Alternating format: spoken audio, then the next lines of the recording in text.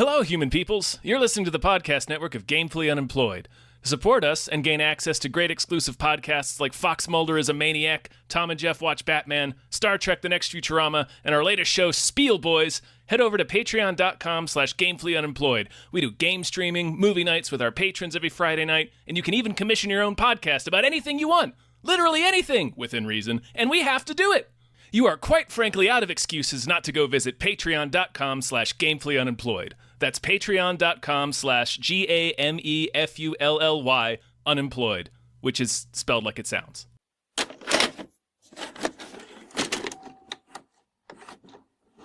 You like water? You know I do. This is actually water. 8 molar hydrochloric acid. Oh, hey everybody. Hi, hello, howdy. My name is David Bell. And my name is David Bell. Oh shit, there's two of us now. It's me, weird southern cartoon David Bell. I'm so excited to be here. And we just watched Guyver Dark Hero thing. What is this? What is this? There is a line between good. Let the man go. Yeah, right. And evil. Between light and darkness. Don't kill me. Sean Barker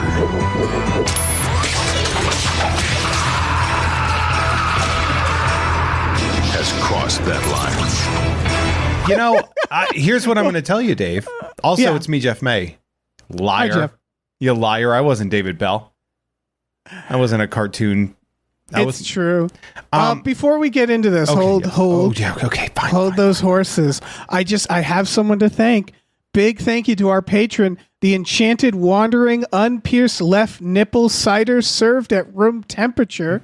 There it is. I know. Thank you so much. I really appreciate that person very much. That person actually came to, I don't know how people are with secret names, but they did actually come to Mint on Card a couple months ago. Oh, shit. So yeah, thank you so much. From a considerable distance, they made it to Mint on Card, and I was very excited. So I'm very happy to see that. Also a producer of Jeff Has Cool Friends over at patreon.com/JeffMay. Yep.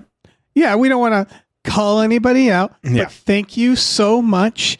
Good luck with your candidacy for the president. We're all rooting for you. We are all rooting for you, some more than others. Me more than Dave, obviously. No, but thank you so much for showing us this movie that is a sequel. Okay. So, and I don't know if I'd be any less confused if I had watched the original, to be honest. Dave, I've got interesting news for you. Okay. I am familiar with the first Guyver movie. I watched it. I was watching it with my my friend in like 7th grade. I had a friend who was really into kaiju stuff. And this is obviously kind of right up there if like kaiju were dude sized. Is it based off like a comic? It's based off of a manga and anime. Yeah. Okay. You could kind of like, that makes a lot more sense. Yeah. When you say that, right? I liked the first one. It was a bit PG-13, and a lot of fans, from what I have learned, but also from what I've kind of pieced together, are not huge fans of how like not accurate it was to the manga. Yeah, my impression, because I did hear, so I went into this not knowing anything. I didn't even know it was R-rated, and that was a shocker. You couldn't tell because of how many times they say shit. Well, just the beginning sequence where it's like, okay, a superhero. Oh my God, he slit that guy's throat. Yeah. Like it was evident pretty quickly. Pretty friggin' hard, yeah. But I had looked it up and saw that, the original was PG-13. It's very rare that you move to an R rating, but it seems like they were going for like for the first one. Having not watched it, my assume was they're going for like broader audience, like Teenage Mutant Ninja Turtles or something like that. And then they were like, fuck it. Let's make it R. Yeah, it really does have this thing where they're just like, well, look, we only got Guyver fans in the first place. Like we didn't. there wasn't a lot of me's showing up that were like, what's this? And I didn't hate the first Guyver. This seems to be much more popular in the fandom. Yeah. Because it's a lot less apologetic about the violence aspect of it. I was telling my good friend Duncan over at Blast from the Past, I was like, yeah, I'm going to do a podcast about Guyver. He's like, Dark Hero, because he's British, you know. Oh, no. He's like, I've seen that movie so many times. I actually still own it on VHS. Yeah. So this is a cult movie in a big way. That makes sense. It stars David Hayter, Yes, the fucking Solid voice Snake. of Solid Snake and writer of X-Men, X2, and Watchmen, which was a bit of a surprise. Hey. And so it makes sense why this has a cult status. This was one where, like, my feeling of it was like, I thought I'd been like thrust into an alternate world where I was like, why hadn't I heard of this? What is this? You know, like I felt like I got Mandela affected, where it's like, why is this new to me? This sudden like film franchise from like the 90s that's out of control. Because it would be like you knowing about like the Crawleys or being like really into Carnosaur. I know about both of those things, and I loved Carnosaur as a kid. Okay, well then this is Carnosaur. I remember the big thing about Carnosaur was the trailer for the Fantastic Four that never came out was supposed to be on that VHS. Oh wow, yeah, Carnosaur. I loved it as a kid, watched it again as an adult, and was like, wow, this should have stayed in the past when I was a kid. This is not a great movie. But speaking of quality of movies, I guess I'll start by saying I didn't hate this. I get why it's cult. There is something to this film, having no context from the original text. It has heart for a low budget film. Like it goes hard with the effects. The effects are actually quite good. Yeah, they're like Star Trek TNG level, where I'm like, that's not bad for the 90s. There's some shots where I'm like, that's pretty good for now. The creature work is good. And oh yeah, fun fact about the first movie. You know who's in the first one? No, Mark Hamill. Oh fuck! It was a dark time for Mark. Yeah. He ends up turning into. I don't want to ruin it. But don't spoil it. Yeah. My big I have one big note for this movie. Yes. Which is that it's 2 hours long. Maybe make that 90. Especially when you look at all the chaff. Yes. That is there's too much. Because first off, these people, some of these people, I looked up. Kathy Christopherson is going to find work and be doing a lot of stuff. Like a lot of the actors that are in this will find interesting stuff. But here's the weird part about it. With that is that the acting of people that have eventually become pretty good is so bad. Yes, the movie's fault to me is that it's trying to be better than it is, which feels mean to say, but it's actually, I'm saying that with a lot of love, which is that they're doing the work that a good movie should do. And what I mean is that they're doing a lot of character work and spending a lot of time on exposition and telling a story. And that's really cool. I would expect that of modern films. Yeah. But this movie it's also Power Rangers, R-rated Power Rangers, and that cheesiness. So I'm like, I actually don't need you to do all those good things for this one. I kind of just need monsters wailing on each other and I'll be fine. You know, this is we're at a party and we're drunk type of movie. So, and what? Sorry, I was just going to say the weirdest rabbit hole that this film brought me down. Okay. Is the music by credit. What's that? I didn't look at that. The music is by a gentleman named Les E. Claypool III. That's awesome. So we know Les Claypool as the lead singer of Primus. I mean, you know that. I think a lot of people know Les Claypool is the singer. Oh, yes. I mean, just the people in this room, this virtual room. So I was like, shit, Les Claypool. This doesn't sound like weird bass. You know, like I was like getting a little bit weirded out. And then I looked it up and I found Les E. Claypool III's IMDb page. And he's done a lot of work on stuff. But his trivia, he has one piece of trivia. And it is, he is not musician Les Claypool of Primus. So do you mean to tell me that there were two people with the name Les Claypool? And more than that, because this guy's name is Les Claypool III. Right. So, oh fuck! So there's many. Is he related? Do you think Les Claypool of Primus is like Les Claypool II or the fourth? Like, is this all part of the same? No, they're not. It doesn't seem they're related. But this guy does a lot of sound recording and sound work on anime and video game stuff. So like, this he's a busy guy. You know, like, well, he stopped working in 2012, so. I don't want to know what he was a busy guy during this time. He worked on Ninja Scroll, which Tom and I are big fans of Ninja Scroll. That I want to talk about only this now because I was like two possibilities. Either one of them changed their name to that, but what is the odds that someone would change their name to something like that? That is, or like they stole the name, but like there's no version that isn't weird to me. That isn't impossible. Correct. Guyver 2 Dark Hero featuring the sinister Les Claypool on music. Yeah. As opposed to the wacky Les Claypool. What if he is like the evil version of the other guy? In his IMDb photo, he has facial hair, like a mirror kind of facial hair, but he's also wearing like what looks like a Hawaiian shirt of sorts. So that is kind of the mirror version of the primal guy. Primus. Whatever it's Dave, called. are you not familiar with the music of Primus? I don't listen to music. I listen to the same 10 punk bands. I was going to say, weren't you like a crust punk when you were young? Yeah. But now I'm 40. And I never, even when I was young, I didn't pay attention to any like music. It was just punk. You are in your Primus era right now. Man.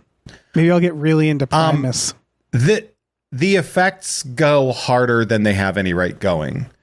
Yes. Like the effects are clearly what makes this shine. And as do the martial arts, where it's clear, like I already looked it up, where it's like, he puts on the suit and he becomes a stuntman. Yeah, a guy from Hong Kong. Right. Yeah, exactly. Part of some sort of stunt team. So it's like, all right, that's good. It's good. There was only one wire that I saw. And there were shots where I was like, surely there's a wire involved in this. I don't see one, though. So that guy's just flying. There's a move. First off, I would like to congratulate all of the stunt performers for the second to last fight that happens in like a quarry, in like a river and a quarry kind of a thing. Yeah, that looked difficult. Where I was just like, man, these foam rubber suits, they're kicking. These things are just getting soaked. It's very Ninja Turtles Power Rangers where you think about that the whole time where you're like, man, this must suck. Because they're basically wearing fat suits and doing martial arts. And they get heavier in the water. Yeah. By like kind of a lot. Makes them heavier. If you've heard of if you've heard tale of the T-Rex from Jurassic Park, you know what water does to foam latex and foam rubber and all that stuff. Oh, yeah. They talk about it making Ninja Turtles as well, where they're like, we'd sweat in the suits and they just got heavier and heavier as the day went on. Yeah. Ernie Reyes Jr. just being Donatello the whole friggin' time. Yeah. It sounds excruciating. There's also a scene in that we're talking about stunts, right? Because the stunt work is really great. Yeah. And I have in my notes, I didn't bother writing notes for the first half of this movie. Uh-huh. Do you know why? I'll take us through it. Do you know why, though? Why? Because nothing really happens in the first half of this movie. It's exposition. I mean, if we want to go through it, there's an opening where it's like, okay, we got classic 90s, 80s drug guys hiding drugs in a doll. They love doing that, especially in like it's really cool. It's movies. Like cocaine mixed with plastic. Yeah. And I think they do it because it's cheaper as a prop. To just say there's drugs in these dolls. Like a knockoff when they hit it in jeans. Yeah. And yeah, like you said, they're like Barbie dolls. So I'm like, it's usually like hollowed out dolls, but it's like, no, how much cocaine can you stick in the insides of a Barbie doll? They are very slim. So you either cooked it into the plastic. Yeah. And then they dissolve the plastic, and then you can extract the cocaine. I guess. 1994 was wild. Yeah, and Guyver, who I guess is the name of the fucking thing. The entity, yeah. Who I have questions about, like, him. But he shows up and he just murders these guys. One guy begs for his life, and he slits his throat. Does not get his life. Yeah, it was that moment of me realizing, like, this is a different film than I expected. Yeah, I'm essentially like, did you see Blue Beetle? Yeah. It's kind of that idea where it's like an alien, I'm going to say the word wrong, but like carapace comes down to like fuse itself to you and share the entity, like in a way, like a symbiote, like a Venom kind of thing. And he literally says with his girlfriend, I'm not killing them. It is. And it's like, I feel like you're steering the car though. That kind of has like it's a cool idea that has been also explored in, other things like Venom. But I liked the offer, and like, I figured that out from the context clues of like, okay, so it's a cool idea, which is someone like kind of trapped in this suit. And the suit, he has that nightmare that looks like a scene from Wishmaster. So it's like visceral. It's body horror. The suit is very body horror. It's very Cronenberg. It's a Cronenberg superhero film. Yeah. And that's, that's very Japanese. It's very anime / manga to do that. Like they're really big on body horror. And like the heroism of that. The one special effect that unnerves me the most. Yeah. Do you know what it is? Can you guess? Oh man. Because there's one thing, and they do it a couple times, that is just so viscerally unnerving. Is it the transformations? Close. It's the throbbing holes on his neck, on the back of his neck, where it's like the Guyver is like trying to get out or something like that. Yeah, and that it's like throbbing, up. And it's a very simple special effect that makes me think worms are trying to explode out of my body. Yes. Again, very Cronenberg. Yes. Very body horror. And to your point, when he tells his girlfriend it's the suit that kills, after he kills those mobsters, he gets out of suit to watch the cops find their bodies, and he's smiling. And I'm like, you're enjoying that, sir. Yeah. You seem to be into this. Yeah.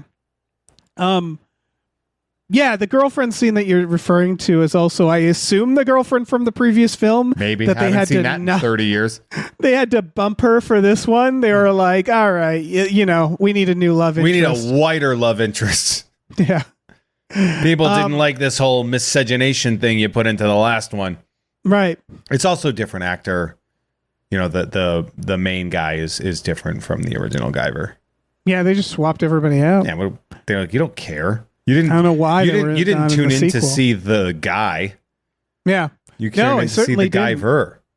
Look, nothing against this actor. He's clearly done some great things, but in this, he's kind of just like a wet sack of rags. Yeah, where it's just like, and everybody is. Again, everybody is, and I don't know if that's like it's Power Rangers. It's Power Rangers look and acting. You know what I mean? Where it's like they're all doing the baseline, let's just say the lines with the inflections, and I can't tell if it's like about it necessarily the actors problem, or that no one was really on board for this when they were shooting it. It's hard to tell. It really is. And you start looking, like, I've been sort of going back and looking at like who's getting work, and it seems like that government agent is the most working gentleman, along with David Hayter. But he seemed to be really active, especially like in the 90s up until like last year. Just doing like just getting gigs on like Baywatch and Diagnosis Murder and right. Yeah, that was also like it was kind of the acting of the time, to some extent, like bigger acting. And like to their credit, there was like a little bit of charisma between him and the love interest, a little bit over time. It took a minute, but I was like, yeah. Did it take a minute? Because they fall in love. Oh, almost I mean, immediately. It took a minute for me to believe that. Oh, that's because they weren't good at acting. Yeah. I think part of that is that those romantic scenes were poorly shot, poorly acted, poorly edited, poorly sound mixed, and poorly presented. These are all true facts. It's sort of like it's the opposite of Amazing Spider-Man 2, where you're like, man, the Spider-Man stuff is not great, but I love the Peter and Gwen stuff. Right. Like, I actually genuinely liked that when I saw Amazing Spider-Man 2, like, much to my own surprise. Right, because they had chemistry. They were two very good actors. That were dating, I believe, at the time. Oh, okay, yeah. As Spider-Man actors do. Yeah, that's the rule. They date their love interests. But so as you're watching this and you see it, and first off, I mean, you want to go through plot and stuff like that too? A little bit. Okay, just how lost I was in that first half, because the first thing that happens after he kills the mobsters, and I realized, oh, this is all like a prelude. This is like, oh, another adventure in the life of Guyver. Got it. He sees on the news that there was a werewolf attack, and he's like shocked, like Mulder would be. Is this tabloid news? Or is this real news? Because they say on to other stories. More Elvis sightings, Yeah, I think they're trash news that he's watching, I like assume. Like Maury Povich. Like, the rise of tabloid television was really big around this time. But I'm glad you asked that, because they present it at the top like real news. So I was like, that's a funny thing for the news to cover. But then they say more Elvis sightings at the end. And I'm like, oh, swap that. Have them be show that it's trash news, but whatever. And he like perks up and he's like, it's a zoonoid. And I'm like, okay, I am way in over my head here. Yeah. You're like, this is too much information too fast.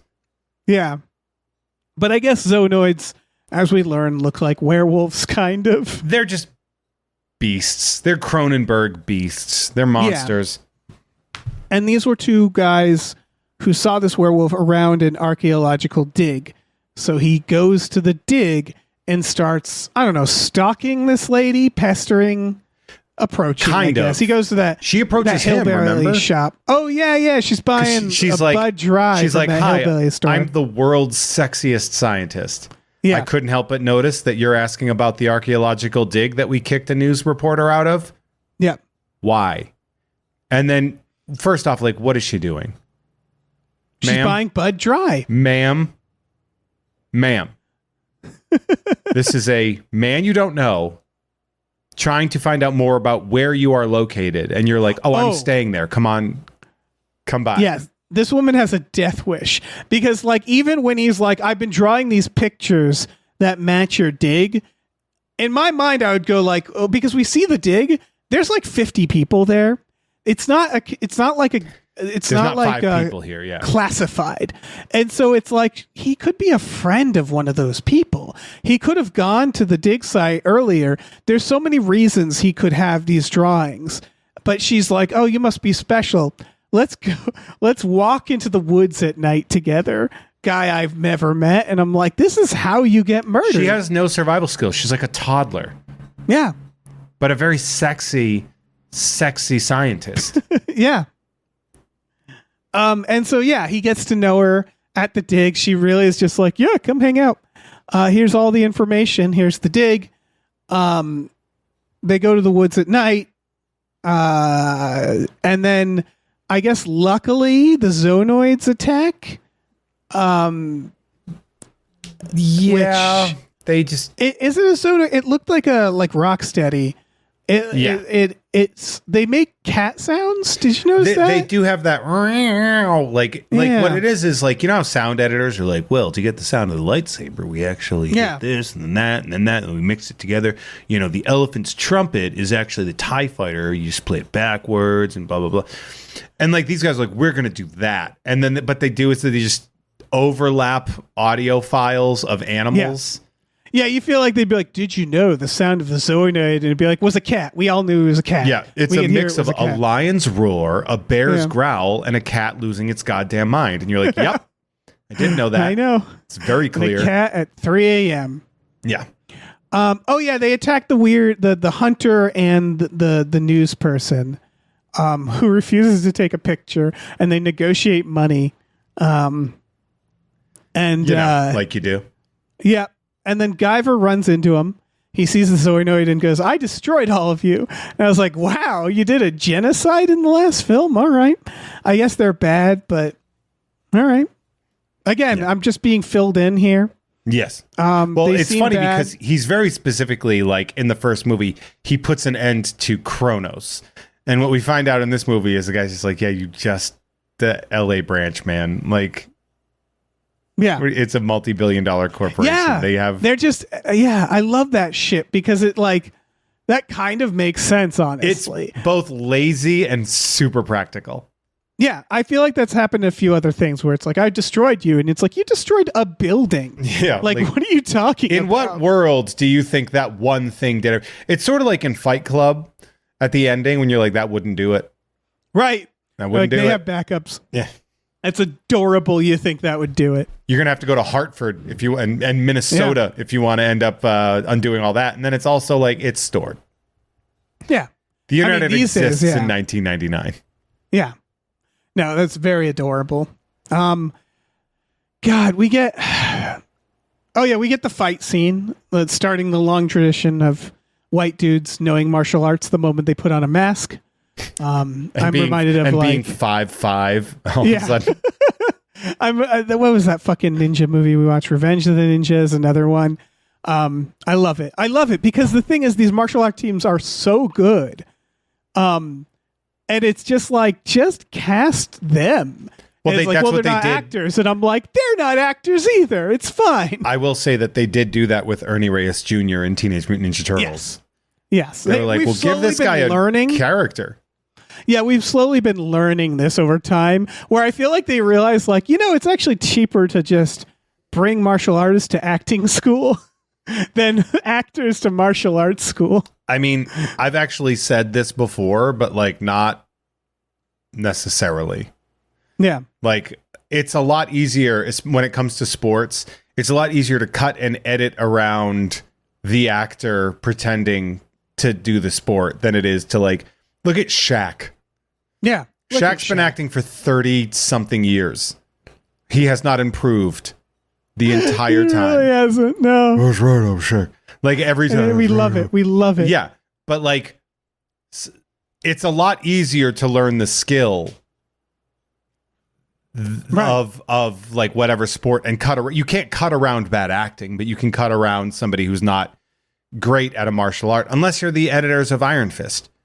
And then you just decide to leave all the bad martial arts in. We get lore, and this is where, there's a ship buried underground. I assume the ship was in the first one, but it uses the same technology. It's like the mothership, or whatever form. Yeah. There's so much like Marvel level lore, which again is like, this is all stuff that I'm like, in a good movie, sure, like, but in this movie, it's like, I don't really need to know this stuff. I just want to watch the weird fighting and gore.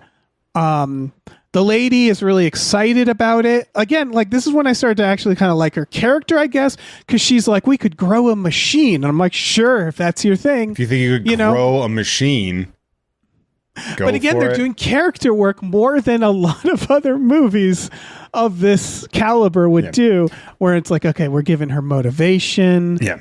Also, I will remind you that this is by New Line. Oh, yeah. That they are the distributor. That makes sense. She says, we're missing the party to him. And he goes, I'm not missing anything. And I was like, all right. Again, they're giving him some game here. It's not great. I feel like I have been so touched over time by very bad movies that I'm watching this and I'm like, well, you're doing something. Like, my bar is so low. They get in the ship, right? Am I missing anything? Maybe. Like, you know what you're not missing is anything of consequence. Yeah, we miss the obvious bad guys where they're like, I want you to meet my dad, and these goons he hangs around, these like corporate goons that are clearly going to be the bad guys. And yeah, then they yeah. Oh no, I feel like yeah, I guess they do get in the ship early, don't they? God, this movie's a blur. Well, because they Specifically unearth the Senate. they don't realize it's the ship until he gets there. It's like a dig, and then It he gets starts there like and they're turning on or ship, something, yeah, right? oh, it's a ship. Oh yeah, no, never mind. Yeah. I remember that. Yeah, they can't get the goon says at one point, "What do you want me to say? Open sesame?" And I was like, "Well, open sesame." Yeah, that's not how That's not how do you that. say it. That's Why'd not you how say it like that? Yeah, that's weird. That's her father, right? That said the open sesame thing. I forget. Her father is. This is another. I feel like trope from a lot of cheesy action, which is the hot lady's father. It's how they. It's like terrifyingly and creepily how a lot of these movies justify the action hero getting with a much younger actress, right? Where it's like I feel like a few movies have had there where it's like they're friends with the father and then they sleep with her. I and don't it's really like- think he's friends they with the don't- father. I think They don't do that here, but like hot lady and her father, science guy, is a very common, weirdly common trope. surprise. He's also the Brundlefly. Yes, he fucking is, which is a choice, an awesome choice, actually. Because what we get here is an arc with Guyver where he's saying, I don't kill, the suit kills. And there's a point where he has to actually like start learning to control the suit, right? That's his arc. Because he's just a killing machine. If it looks like a Brundlefly, he'll kill it. And like the quarry fight is like Brundlefly dad joins in to help her. After he's been getting his ass beat, Yeah. you know, like, oh yeah, like during the fight, like that is just a beating. Like that fight is so funny because it's just the old man version of the Brundlefly getting gang beaten by two absolutely abhorrent monsters. Yes. It's so he great. he also kind of looks like the District 9 monster, and I was like, you thieves. A little bit. Yeah. A little bit. This one looks better. They go on the ship, and I just noted how the ship is like this is they go on the ship. It's gooey. It's full of these weird like outlets. At one point, he talks to this light socket, and he's like, "What do you want from me?" And I'm like, "You could be talking to a power outlet right now. You have no idea." He's talking to their Mr. Coffee. Yeah. Meanwhile, What do you want from me? she's digging through this ship and she finds a goo clam and just cracks that puppy open. And I was like, this is how you get face huggers. This is how you get face huggers. Yes, exactly. She's like, Dad, look what I found. He's like, this is how you get face huggers. Yeah. And then the guy, they just take it. They're like, this is an important archaeological dig. And then the guy who we find out is actually Kronos is sponsoring the dig. Is just like, yeah, this is our property. We paid for this. Yeah. I did though really like the ship design because the premise is like biotechnology, right? That's what the Guyver is. Everything is like apparently computers, and so it's like, of course the ship's going to be gooey as fuck on the inside. That makes sense. Yeah, it's that organic, that biotech. Also important to note, Dave, and I did not mention this, but in the Philippines, do you know what this movie is called? No. You never will guess, but I'll tell you, it's called Predator 3. Oh, that is so good. What a great idea. They're Just like, go you already fuck bought your it." ticket, fuckface. They like just quickly go, fuck it, call the lawyers. Let's see if we can do this. Can we do it? We can do it. All right, let's do it. They're like, we are the lawyers. We don't care. Yeah. That's amazing. Yeah. The ship starts calling to him. I wrote down a great line she says to him later when I think the ship's like fucking with his brain. She says, I trusted you, Sean. I trusted you not to be crazy, which I feel like is a very relatable line for a lot of women out there. But also, no, you didn't. But No, you also didn't. in this specific case, no, you followed this man into the woods that you just met. He showed you his drawings, and you were like, Yeah. well, you have to come to my work. Yeah. Like, there's no, Meet my father. come meet my dad. Oh, man. Also, I'd like to say that the first kiss is shared right after she finds out that her father is an actual monster Yeah. I'm pretty and sure. that her boyfriend is a goo ninja.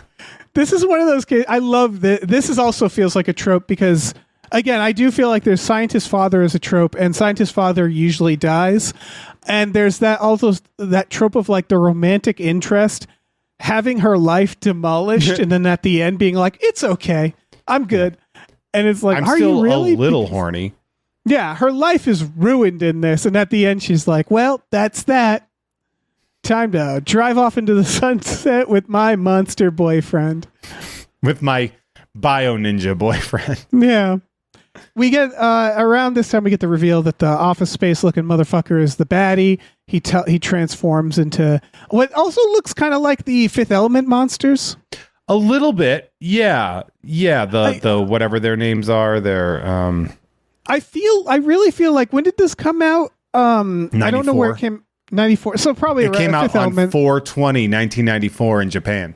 Really? Yeah, April 20th, That's baby. I'm just getting the vibe, because the Fifth Element was after that, like a lot of Hollywood people watched this movie and was like, we can pull stuff from this. No one's paying attention to this movie. Kind of feels that way, right? Yeah. Like, all right, this no one likes this movie, but we can fucking mine it. We can, This also, it is one of those things where you're looking at, it's a real diamond in the rough in the aspect of all of the like special effects. The effects are very good practical effects. And maybe this is because of the original like source material and the manga, and like maybe it's probably like because of that, but like this movie felt like it had very good ideas, and that's what it is. Like, not the best execution, but like really good creature design, ship design. Yeah. Where you're just like, yeah, that is cool. Even his arc of like having to control it, like him having to like, he basically attacks the dad and she stops him, and he has to control his suit and learn how to deal with it. And like, even the background, the lore we get that eventually apparently the aliens came down on Earth, turned cave people into Guyvers. They turned on them, and all the aliens went, well, fuck this, and left. Yeah. Now, one of the thoughts that I had persistently while we're going here, and I know we're kind of catapulting back and forth and really. Well, we're gonna, here. I can't. I have no linear sense of this movie. Yes, that's exactly what I was going to say. Like, this movie, there is no linear way to talk about this movie, right? It's just fucking weird. Yeah. I think like I wonder how all of the cast and crew were talking to each other about like what they think the reception of the movie is going to be and where it will end up. They'd be like, the first guy, like, oh, we're doing a sequel. What was the first Guyver like really popular? I'm like, not really. I'm like, all right, so like, is this going to be like the big thing that changes it and gets us in theaters? Maybe in Japan, but no. I think it was. I think for the producers, I looked up the budget. It's estimated at like $3 million. And so I think, these are the days of home rental where they're probably like, we're going to make serious bank on the rental market. This didn't go in theaters in America. Yeah. This was direct to video. Yeah, that they really were putting money on the weeb contingent to really keep them going. This is what we like to call a Suncoast video movie. Yeah. Where like you're not getting it at Walmart, but you're paying $69.99 for it on VHS. Yeah, this is That's my dad rented a movie, Oh, see, I'm sort of on the opposite, where like my dad wouldn't touch this with a fucking 10-foot pole. He'd be like, "What do you want me to?" No, my dad wouldn't, but my friend's dad would, and that's how I watched Carnosaur, for example. Which is again why I'm like, how did I miss this? Oh, how did he miss this? You had a friend's dad that liked like schlock, basically. I liked everything. He was the classic dad, whereas like rent things, transfer it to VHS. Oh hell yeah, yeah. Have all of it, and like we sat in his basement and watched so much fucking Predator and Aliens and all that. Yeah, but you can't say Predator and Aliens after talking about it. It would be like Carnosaur and Carnosaur, because that really is a mixed signal right there. We watched it all. Hell yeah, man. But yeah, so I assume for producers that's it, right? Where it's like, okay, let's keep it under budget. We're good, Yeah, the Corman style. Yeah. I think for the people, for like some of the the production designing and the martial arts team, they were probably like, listen, let's do a good job so we can do other things. Yeah, this is absolutely a highlight reel for the stunt team and for the effects, the makeup and effects team. And they did a good job. Yep. They did a really good job. They did an incredible job. And that needs to be rewarded. That, you know, and that's like a very common thing, especially in the 90s, where you're like, you know, this movie, not good. But you know what is good? Sort of like, did you ever see Siskel and Ebert's review of Spawn? No. Where like, this is at the time where special effects were shifting, and like Roger Ebert genuinely liked the effects, so he's like, it's not bad. And then he refers to the scenes in hell as being, quote, like Hieronymus Bosch. And Gene Siskel is like, the fuck did you just say? It's amazing. Famed television pervert Gene Siskel was just like, how dare you compare Spawn to Hieronymus Bosch? That is so good. Yeah, I mean, I get it though, because like, you know, everything was new, you know? Yeah. So like everything looked good. I was looking up the people who did the special effects. It looks like not as many jobs as you think. One of them, the costume department, also did Power Rangers and went on to do a bunch of things. Get out of town. So that's cool. Yeah. So that makes sense. That is the least surprising piece of information I have ever heard in my life. Yeah. The guys that made this also made Piranha's Head. Cool. God damn this fucking movie. I'm still wait. So did you ever play Tony Hawk? Yeah. Jerry was a race car driver. That's Primus. What? I only remember the Dead Kennedys because they were in that shit. I'm just like, that's my big takeaway from this is your complete lack of awareness of the band Primus. Right. So we learn. All right. So this is where we're at. So the bad guy makes the transition. I also like this. The bad guy's first thing is, hey, I want to change back. I don't want to be this anymore. It turns out that he's lying. But I was like, that is I kind of wish they stuck with that. I was like, that is a very sensible thing to want right now. He's like, and Guyver is like, I don't want to change back. And it's like, yeah, you look awesome. Or relative to me. Wait, doesn't he kind of want to change back though? Did I miss that? He tempts him. He's like, and then he's like, I'm never going to work with you. And so that's when he like knocks him out and laughs and goes like, yes, it was all a trick. This was a rib. And then we learned that like a bunch of the employees are monsters. And that's when I started thinking a considerable amount. Right, and that's when I started thinking, like, maybe this ship is just leaking something. Yeah, it's like radioactive waste. Yeah, we're just getting a Toxic Avenger Ninja Turtles situation where none of this is by design. Yeah, too many of these people are monsters. Right, I wanted them to cut to the aliens watching from space going like, oh, that went out of hand. Yeah, we were not supposed to... That was not supposed to be the way this was going to go. Right. Yikes. Yeah, when he fights those monsters. He he brutalizes one of them. He rips off his hands, like he tears back his hands and punches out his eye. He like tortures him to death. At one point, he toys with one before just slicing his head right off, and it's very funny. Yeah, it's wild how sadistic he is. But it played into the idea that, oh no, is he going to kill Monster Dad? Somewhere we get the fucking flashback about ancient aliens, which was also really grotesque and weird. Yeah, the caveman scene was interesting. Yeah. She gets kidnapped, so does the military guy. There's a MacGuffin. I forget what it is. Is it a bomb, a detonator? They're going to blow up the ship. The good guys are going to blow up the ship, basically, which is safe. It's a safe idea at this point where you're like, okay. Yeah. This thing is a problem. We better get all whatever's going on in here into the atmosphere real quick. Yeah, exactly. And that's where we get the final fight where like, I know like the military guy tries to help. I thought it was really weird, his fight, because he gets the device that the mutant lady wants. And I remember he says, come and get it, and immediately runs and eats shit while holding it, which was amazing. Okay, so here's something that I noticed about the Zoonoids is that whenever they confront a human, the big thing they do is they kind of grab at the air. Yeah. And I'm just like, do Zoanoids have bad eyesight? And then I remembered that Guyver monsters have the exact same rules as Hollywood Horror Night scare actors.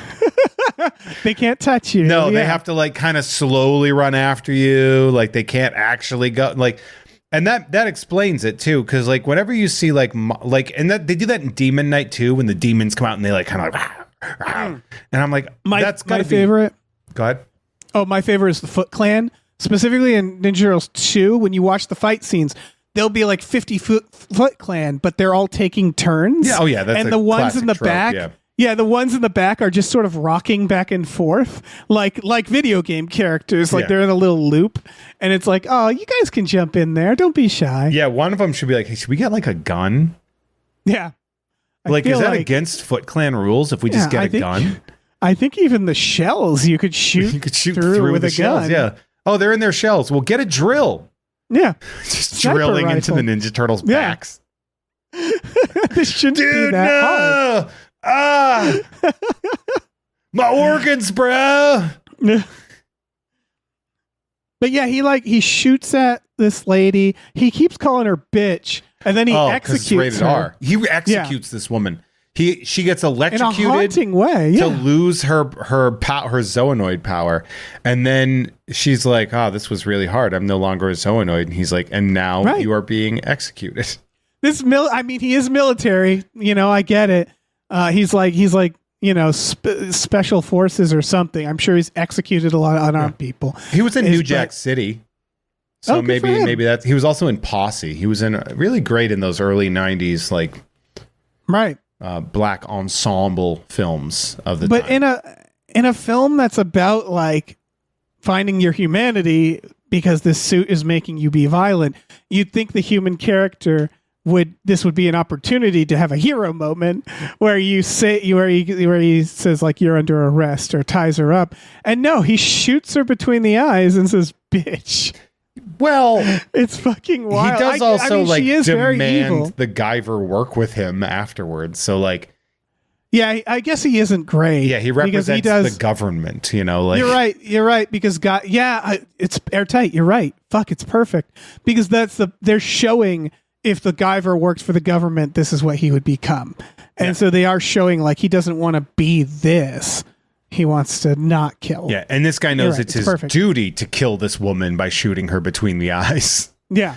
Also, I would like to say that the big removal, like there's this whole scene about like there's a whole thing about how guns are ineffective. Like, he tries shooting this woman and it bounces off her armored tits. Monster tits, not armored human tits. Yeah. To be like, bullets are ineffective against this, except unless you're fighting the main villain and you shoot him in his Guyver. And then it's a huge problem. She shot him in the broken Guyver. I forgot she shoots him in the head and he's like, my one weakness. He's like, fuck. And like, that's the recoil. Yeah. Like that was amazing. He's so upset. Yeah. Yeah, I guess the other guy just needed to aim higher. Shoot her in the Guyver. Yeah, in the Guyver. The main villain then puts on his he's like, now I am a Guyver. Right, a Zoanoid Guyver. That was like a whole thing. Yeah, he's like, I'm the new model. I'm the better version of you, Guyver. Yeah, which is like such a common trope, like. Yeah. And then in classic Guyver fashion, he tortures this man to death as well. And she shoots him in the head. He rips out his Guyver gem. Walks up his body, does a backflip, and kicks him in the chest while he just stands there.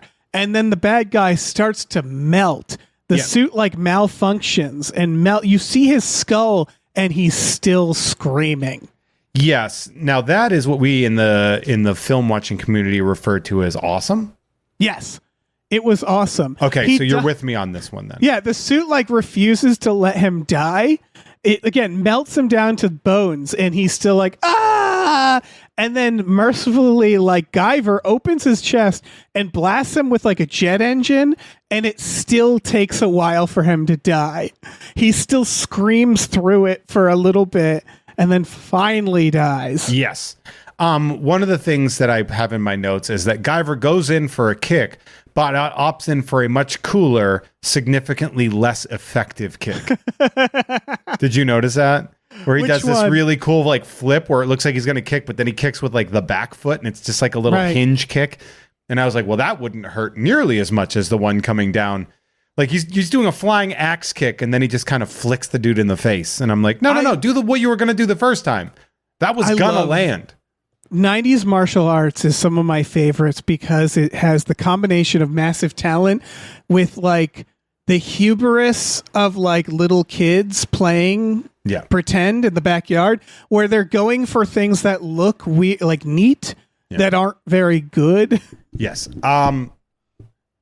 So like the Mortal Kombat movie has a lot of that where you're like, that's a weird way to kick somebody, but I guess it looked neat. Yeah, it is a stylish way to do this. Important to note, like things that I have written down in my notes here is during the truck scene when he finally escapes after being drugged. Right. And I know we glossed over it because it could have been cut. Easily been cut. It's clear that pickup like belongs to somebody in production because they're like very carefully he's driving like it seems like he's driving drugged or drunk down this like winding path, but it's clearly like they're making sure to like, look, we didn't ruin the truck. Right. He's driving it like it's his dad's truck. He stops in the middle of nowhere on this road to yell out for Corey. And she yells back out. So he's like, what do I do? And it's like, dude, you know what you're supposed to do. So he jumps off, calls the Guyver, and then he takes off with a Speedy Gonzalez sound effect. Wait, is this when he jumps off the cliff and says Guyver? Which I didn't know you were supposed to say Guyver. That was so amazing. Yeah, that was pretty cool looking, right? Yeah. So then he does a sprint, right? So he's like, he takes off like goddamn Speedy Gonzalez. It makes a sound effect and everything. Right. But then from that scene, they show his smoking footprints and then it pans over and you just see him like kind of jogging. Like he's jogging like within the setting that they're in, like going around a tree. And I'm like, you didn't need that, guys. You did not need that part of the movie got around that. Yeah. to show that he is the Guyver. Very funny. The monster fight in the water, not very well thought out. Interesting, but like those are 500-pound suits. The kills are great, but yeah. He, at one point, the water is about 2 feet deep.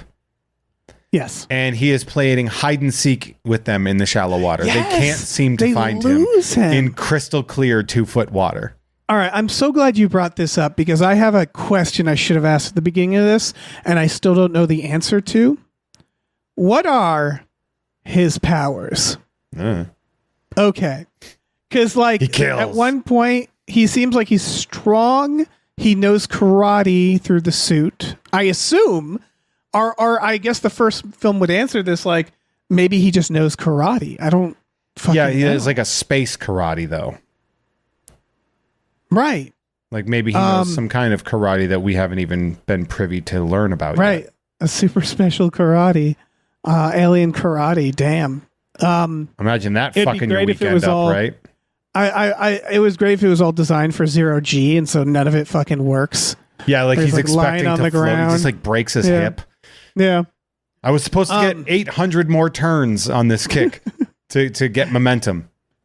But what it really seems like, he has laser chest that he only uses once. Yeah, he's got laser tits. Yeah, which is really interesting. He flashes the bad guy to kill him.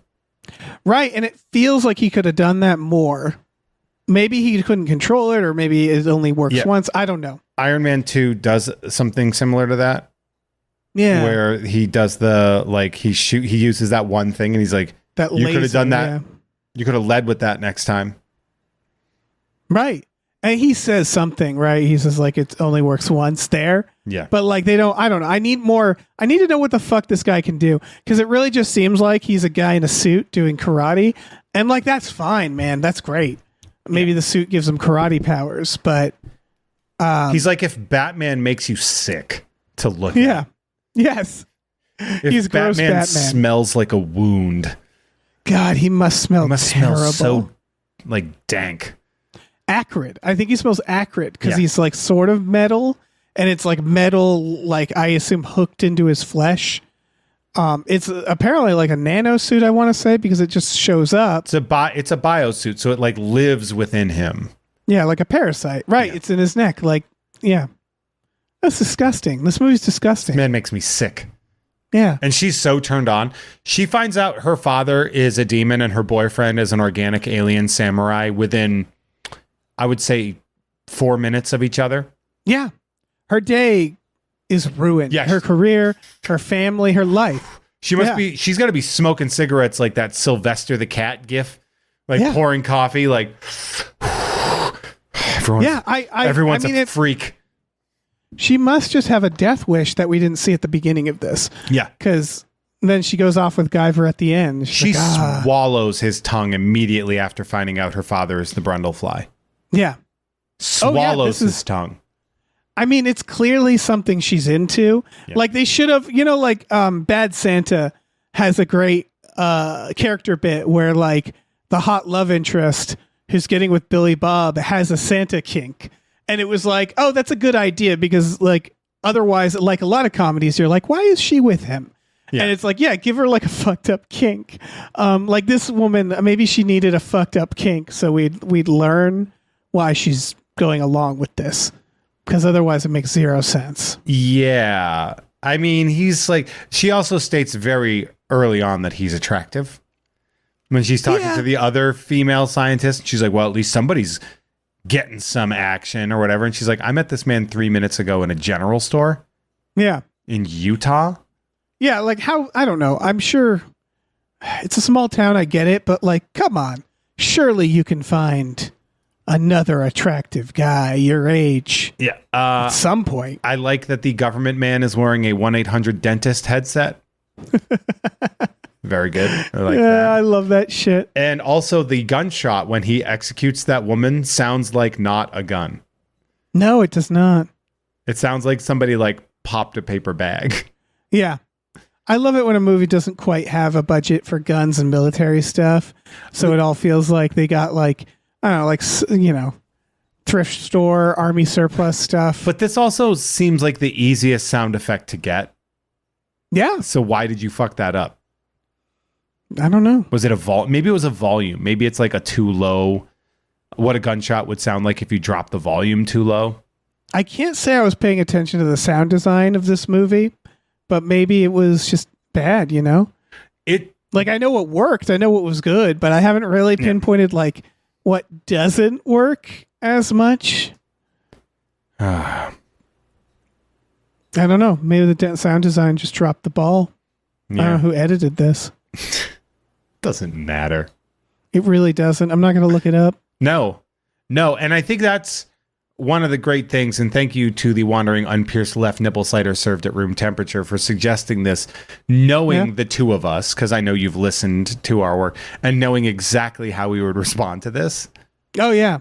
Like, I mean, ultimately, I'm a little more pleasantly surprised, meaning that I watched this movie assuming like, okay, this is going to be a real stinker.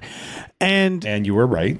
Yeah. And the middle part gets boring for sure. I wrote like, come on, give me some fucking, gore, weird kaiju gore shit, Yeah. Like, what are we doing? We learn an exposition. We learn about characters. No. Come on. I don't want that. But this movie was surprisingly better looking than I expected it to be. The practical effects are great. I'm going to work on the assumption that the creature effects people were very good and where a lot of the budget went, which also would explain maybe how they got Mark Hamill, because I know he worked really well with a lot of the creature effects people in the Star Wars franchise.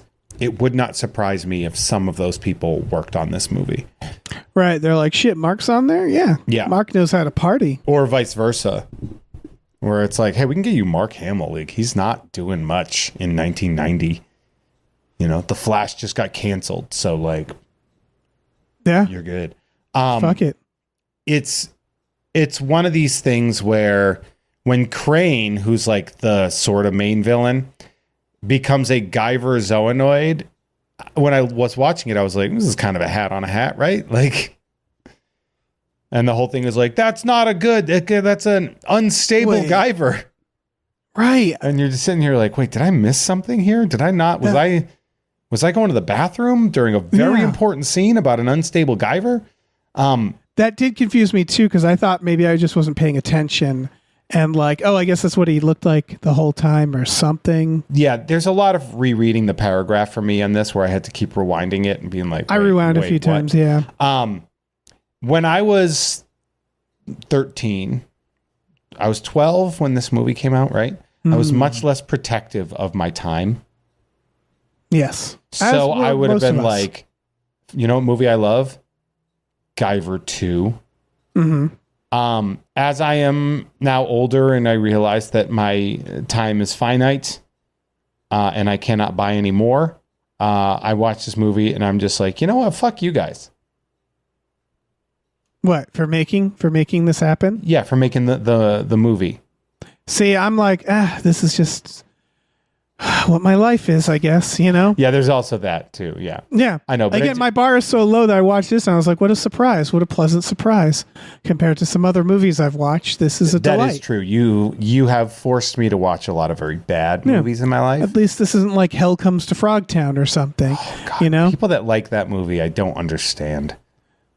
Yeah. Is it just because Roddy Piper exists?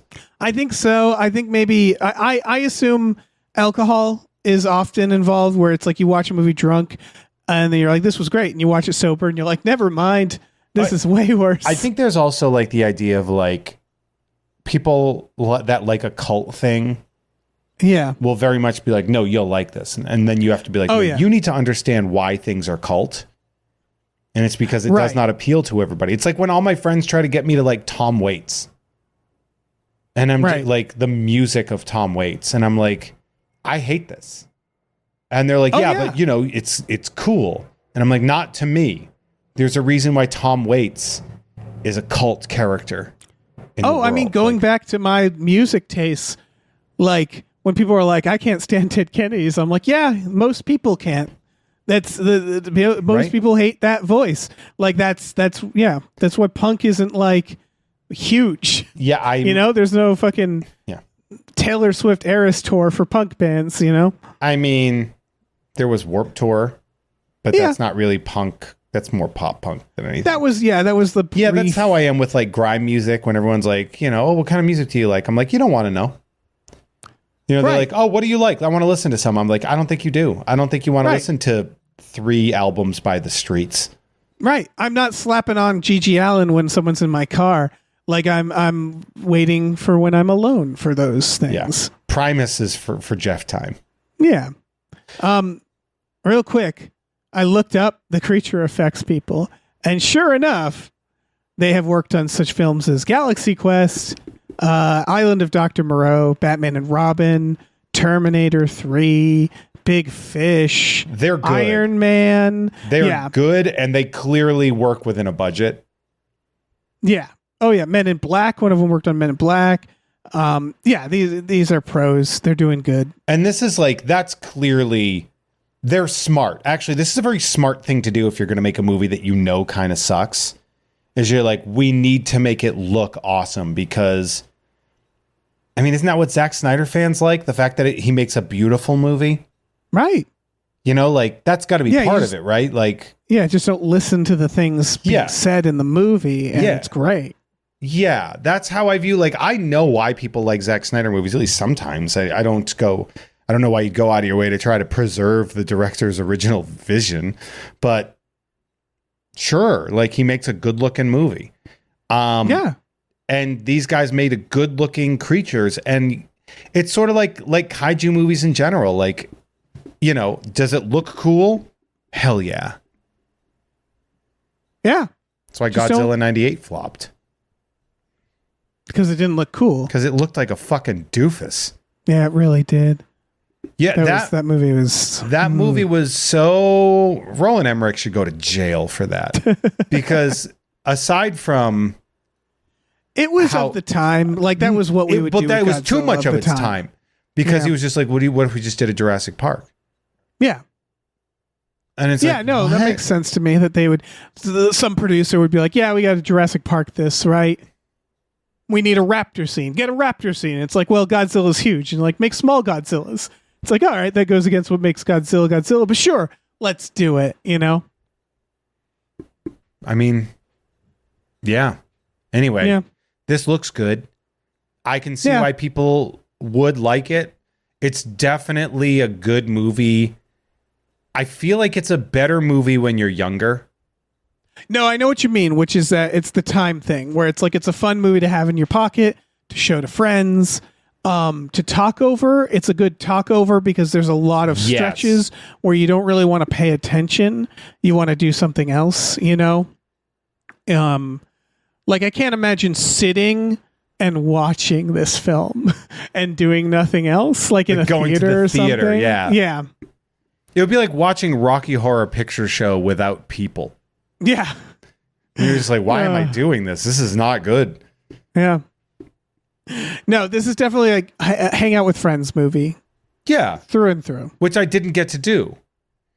No, I sat at my desk and watched this. Yeah, I watch a lot of things. I do like how you were like, you can rent it on Amazon and we'll reimburse you. And I was like, it's free on YouTube. And that's where it should belong. And honestly, that's got free on YouTube energy. And it definitely had like terrestrial television quality visuals, which I'm like, this is how this should be. Yeah. I don't need an HD upscale. Oh no, this was meant to see on VHS for sure.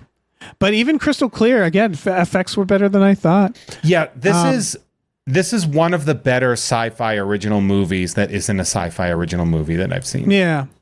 For sure. It's I would put it in the same category of quality as the 1988 Punisher movie starring Dolph Lundgren, where you're like, I see where you're going with this. The execution is not great. Right. But also, I could enjoy this with other people. We should do that on a movie night. They had a vision. Have we done the 1988 Punisher on a movie night? God, probably, but I don't remember it. So let's do it. We're going to have to. We should wait for Tom, though, for that. I feel like he would be delighted. There's also Punisher Warzone. Oh, we've watched that. I'm almost certain we've watched that. Because there's the Thomas Jane Punisher, which is fucking weird and funny. Yeah. And, of course, John Travolta as Howard Saint from the 2004 film The Punisher, destroyed my entire family. There's more Punishers than there should be. Does that make sense? There's 4. Where I'm always like, really? Yeah, where it's like, we're okay. It felt so niche, you know? But yeah, I guess we get 4 Punishers. All right, we're just talking about Punishers. It's fine, because I actually have notes about John Barenthal being the Punisher, where I think the Punisher is supposed to be a bit of a human tank, and he's a little bit too short. I liked his Punisher series. I think his Punisher, the acting is fucking amazing. Oh, yeah. The Punisher should be a 6'4" tank of a human being. Right. So I thought it was interesting to go with John Barenthal, but the show itself was incredible. So I hope that the wandering unpierced left nipple cider served at room temperature understands this is a lot like the Dolph Lundgren Punisher, but without that movie doesn't it replace gooey monsters with Italians, right? And it's the same movie. Yeah.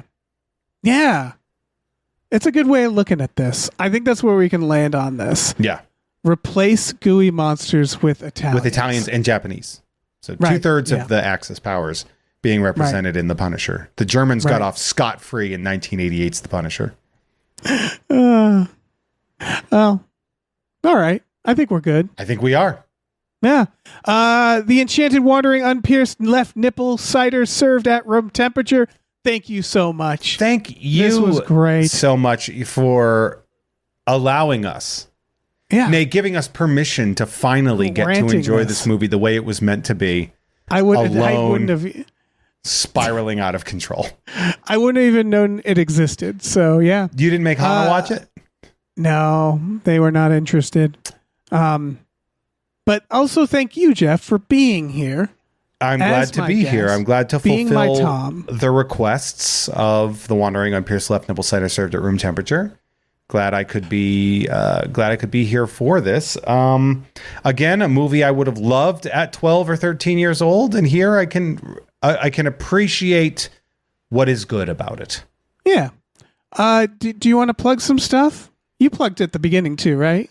I mean, a little bit, yeah. But so if somehow this is your first experience with me, that's weird. But all right, Yeah. I do lots of cool stuff. I have shows like Jeff Has Cool Friends, Nerd with Dre Alvarez, where we do a monthly deep dive on very nerdy things.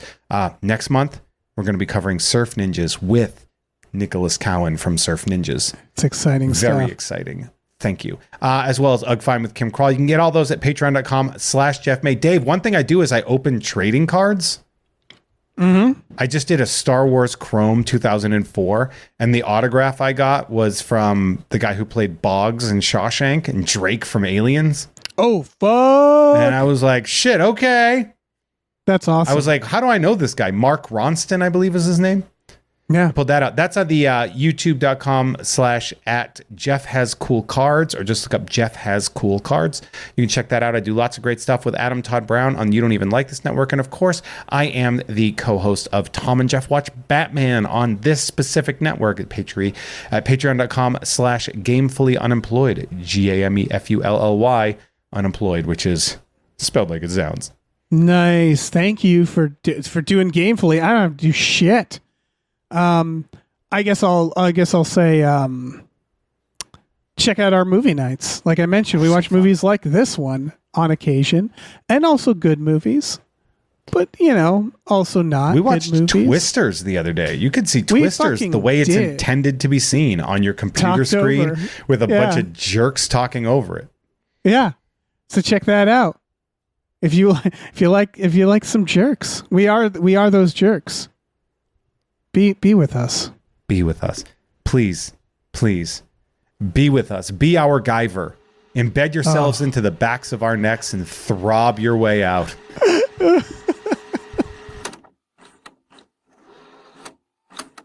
Hey, listen, our music is produced by Chris Corlew. You can find him on twitter.com as the Corlew, or go to shipwreckedsailor.bandcamp.com. Our channel artwork is produced by Michael Vincent Bramley. For more of his work, go to mvbramley.art.